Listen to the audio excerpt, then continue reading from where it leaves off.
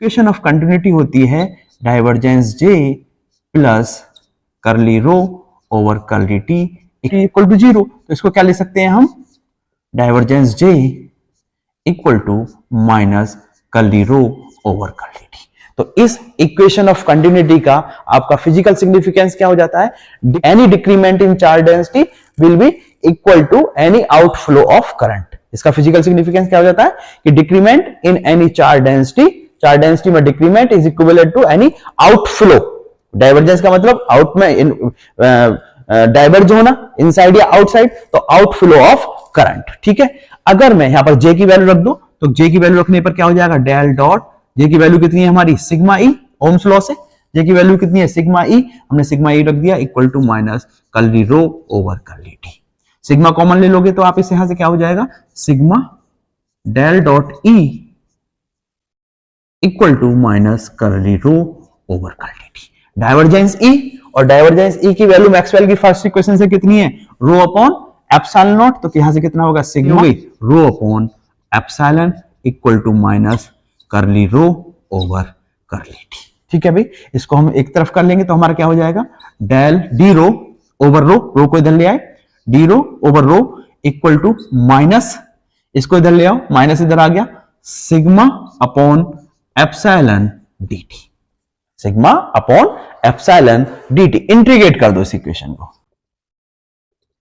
Integrating both side, तो integration D rho over rho equal to integration minus sigma upon epsilon dt। ठीक है भाई, इसको integrate करने से क्या आ जाएगा, यहां से log rho equal to minus sigma upon epsilon T plus सी।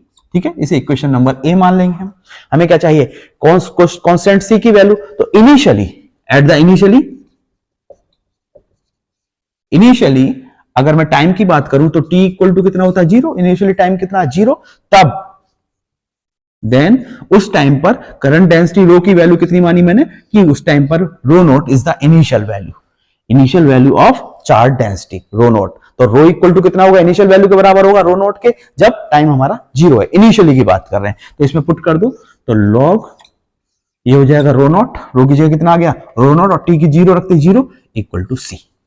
तो सी की वैल्यू हमें कितनी मिल गई, लॉग रो नॉट। इस वैल्यू को यहां पर पुट कर देंगे तो हमें क्या मिल जाएगा, log rho equal to sigma upon epsilon T plus log rho naught. ठीक है, लॉग रो नॉट को इधर ले आओ तो log rho minus log rho naught equal to minus sigma upon epsilon T. तो यहां से क्या लिख सकते हैं हम, log rho upon rho naught, log rho minus log rho naught को क्या ले सकते हैं, log rho minus rho naught equal to minus sigma upon epsilon T. दोनों तरफ एक्सपोनेंशियल ले लो, टेकिंग एक्सपोनेंशियल, तो यहां से कितना हो जाएगा, e to the power log rho upon rho naught equal to e to the power minus sigma upon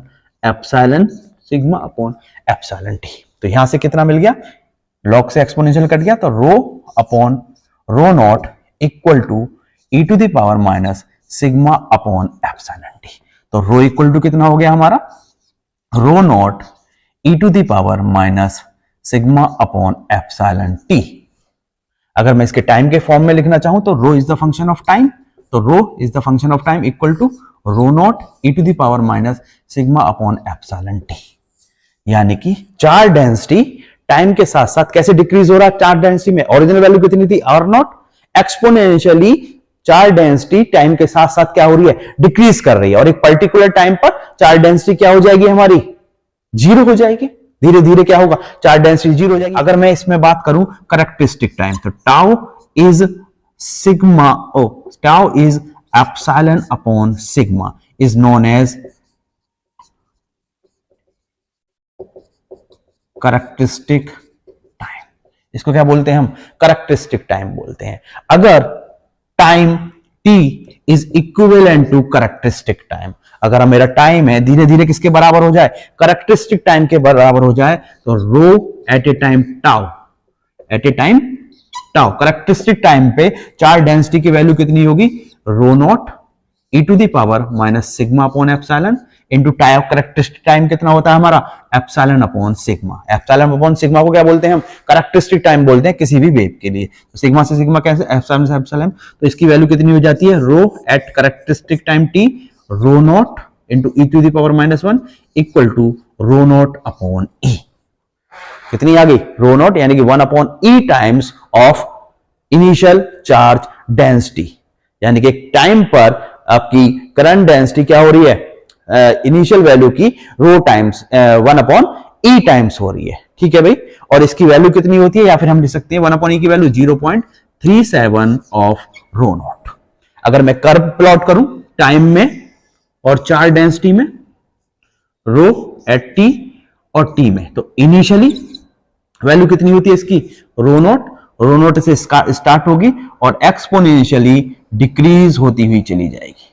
clearly time के साथ साथ इनिशियल वैल्यू कितनी है T equal to 0 rho naught, initial value कितनी है टी इक्वल टू 0 पर rho naught, तो रो not से स्टार्ट होगी और एक्सपोनेंशियली डिक्रीज होती हुई चली जाएगी। लेकिन एक पर्टिकुलर टाइम यानी कि अगर ये टाइम टाउ है, अगर ये टाइम करेक्टरिस्टिक टाइम है टाउ, तो इस टाइम पर जो ये इसकी वैल्यू होगी वो वैल्यू कितनी हो जाएगी रो नॉट अपॉन ई, और धीरे धीरे चार्ज डेंसिटी हमारी क्या हो रही है रिड्यूस हो रही है, और रिड्यूस होकर कितनी हो जाएगी